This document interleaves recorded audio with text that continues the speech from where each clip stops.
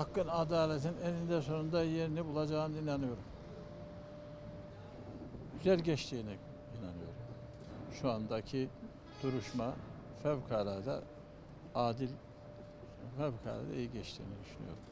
Mardin Yerel Mahkemesi'nde verilen kararına itiraz ettik. Aile de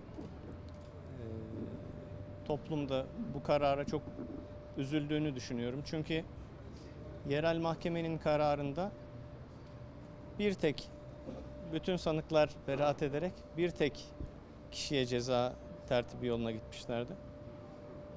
Bizim adalete inancımız tam. Tüm itirazlarımızla birlikte Sayın Bölge Adliye Mahkemesi'ne tevzi tahkikat taleplerimizi ilettik. Bundan sonra delillerimiz toplanacak.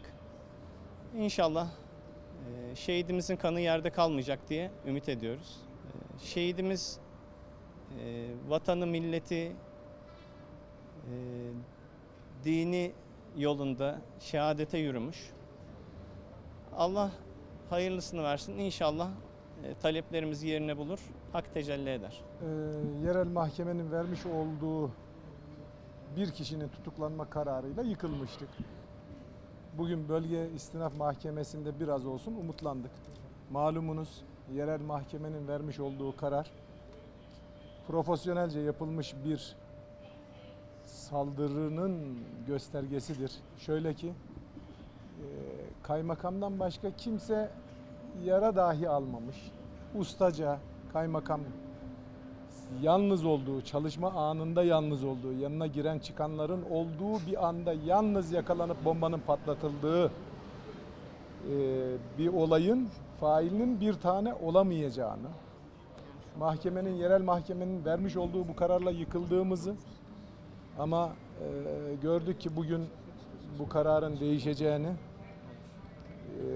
burada bir takım şüphelerin aydınlanacak olduğuna inandığımızı gördük. Özetle bu olayın faili bir kişi olamaz.